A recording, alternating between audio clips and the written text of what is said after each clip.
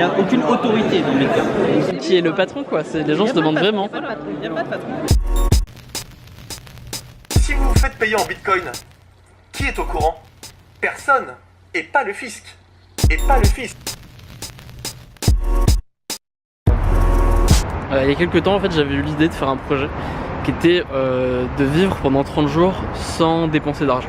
Mais ce qui s'est passé c'est qu'il a voulu aller au grec et du coup il a dépensé. Non, ce qui s'est passé c'est que j'ai une meilleure idée en fait. Je suis passé devant la maison du Bitcoin qui est un lieu qui fait la promotion du Bitcoin en France. Attends, viens on va là-bas. Le Bitcoin c'est la monnaie numérique. Mais il y a quoi la maison du Bitcoin? Bah je sais pas. Bienvenue à la maison Bitcoin. Qu'est-ce qu'on fait? On fait comptoir de change. Donc vous pouvez venir très facilement ici avec votre carte bleue et du coup acheter des bitcoins très simplement. Et aussi ces produits voilà. Et qui sont des portefeuilles extrêmement sécurisés pour Bitcoin, Ether et autres. Tu as fait un projet 30 jours sans argent ou un 30 jours ou un projet 30 jours 30 jours Bitcoin. Et là je fais 30 jours légal.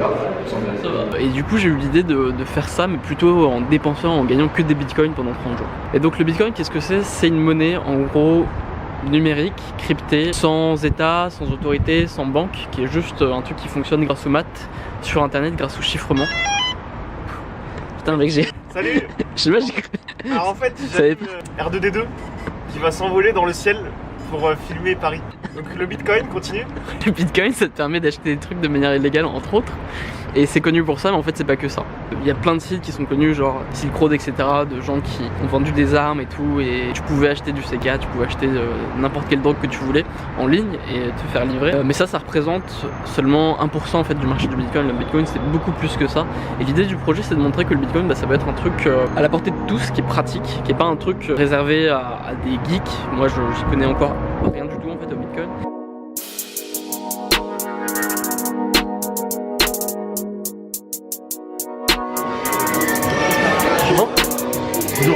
Celui qui va me serrer la main là, c'est pas n'importe qui. C'est Jacques, il sait lire les hiéroglyphes, et c'est un des membres fondateurs du Cercle du Coin. C'est grâce à lui et à Adli qui va arriver dans quelques minutes que je vais pouvoir mener ce projet à bien.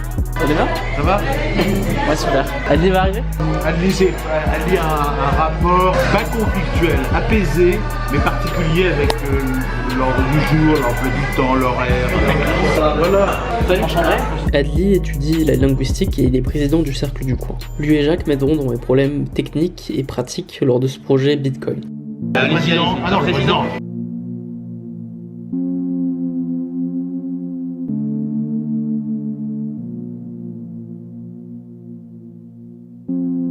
Good luck. Ensuite, Adli et Jacques m'ont emmené dans une inauguration, celle du passage Grand Serre, à Paris où quasiment tous les commerçants acceptent les bitcoins. Dans ce passage, dans cette rue couverte, tu peux tout acheter. Des babioles, des vêtements, des antiquités, des bijoux ou alors même des bières en échange de bitcoins. Lors de l'événement, il y a beaucoup de monde qui est venu, même des gens importants comme le maire de l'arrondissement. Donc si, et nous l'encourageons, une régulation de ces activités devait avoir lieu, il faut à tout prix qu'elle soit européenne, tant au niveau fiscal qu'au niveau bancaire, sinon c'est assurément la fin de la France dans notre domaine.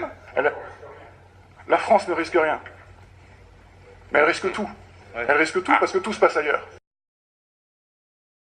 Ce personnage, dont on a beaucoup parlé dans les médias en 2012, et qu'on appelait le baron du Bitcoin. Quel rapport il a avec votre association aujourd'hui? Aucune. Les médias pendant 2-3 ans ont fait énormément d'abus de langage, donc on l'appelait le baron du Bitcoin ou le président du Bitcoin ou des choses totalement insensées. Alors que le Bitcoin n'a pas de président parce qu'il est décentralisé.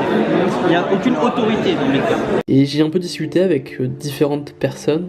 Je m'attendais à rien de particulier, mais c'est vrai que le monde Bitcoin regroupe pas mal de gens marginaux. Je m'attendais pas à avoir autant de littéraires, mais j'ai eu aussi pas mal de discussions avec des matheux qui ont essayé de me faire comprendre le fonctionnement du Bitcoin, tandis que moi j'essayais de faire semblant de les comprendre. En gros, le Bitcoin, je suis entendu, derrière il n'y a pas un état, derrière il y a des mathématiques.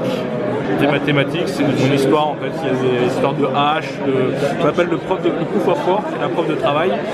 Pour pouvoir, genre le Bitcoin, c'est une grande base de données, un grand livre de transactions qui est partagé avec plein de personnes sur Terre. Et pour pouvoir écrire dans ce grand livre, il faut calculer, ça s'appelle cramer de l'énergie, il faut donner une preuve de travail pour pouvoir ajouter des données à ce livre. Et c'est une compétition mondiale, ce qui fait que la blockchain Bitcoin, en gros le livre de transaction, est sécurisé aujourd'hui. En fait, toute la sécurité de Bitcoin, c'est lié sur la cryptographie, sur les mathématiques. Et en fait, soit tu fais confiance aux banques, aux intermédiaires, soit tu fais confiance aux mathématiques. Le but de mon projet, ça va être de convertir un maximum de personnes à utiliser le Bitcoin. Donc en fait, la difficulté aujourd'hui dans le Bitcoin, si tu veux ne vivre que de ça, c'est d'acheter simplement, par exemple, des trucs à manger, des trucs simples du quotidien. Alors moi, je consomme pas beaucoup, donc ça va pas être trop compliqué. Au niveau du logement, il y a une solution, c'est de passer par l'agence Logis qui accepte les Bitcoins. Par contre, si jamais toi ou quelqu'un que tu connais vend des produits de première nécessité, comme je sais pas, de la nourriture, des fruits, des légumes, des céréales, du papier toilette, brosse à dents, ce genre de trucs. Si jamais tu es toi-même commerçant et que tu vends ce genre de choses et que tu pourrais accepter des bitcoins, ou que tu es intéressé par le projet, que tu connaîtrais des gens intéressés par le projet, n'hésite pas à me le dire, tu m'envoies un message à raj@autodisciple ou là dans les commentaires, enfin rentre en contact avec moi pour m'aider à ce projet que je vais commencer normalement entre janvier et février. Je vais être aidé en grande partie par l'association Le Cercle du Coin, dont le président est Adli. Je parlerai un peu plus du sujet, de qu'est-ce que c'est que le Bitcoin précisément, comment ça fonctionne, parce que c'est vraiment un mystère pour la plupart des gens, et à quoi ça sert en fait. Donc voilà, je compte sur toi pour le soutien sur ce projet. Pendant le projet, je veux aussi, parce que l'idée c'est pas seulement d'acheter des choses avec des bitcoins, l'idée c'est aussi pour moi de vivre avec les bitcoins, et pour ça en fait je vais faire quoi? Je suis devant la tour Eiffel, c'est trop dommage. C'est génial ce truc. Regarde, tu vois ce que la GoPro voit, ce que le drone voit. Il voit rien. Oui, non mais alors attends, regarde. Ah putain. C'est génial, c'est instantané. Et ouais, donc pendant le projet, je veux aussi sûrement, je sais pas, peut-être faire un e-book ou un truc que je vendrai exclusivement aux gens qui seront prêts à acheter en Bitcoin. Histoire de pousser un peu les gens à découvrir cette monnaie et à convertir des euros en Bitcoin pour commencer à en avoir. Voilà.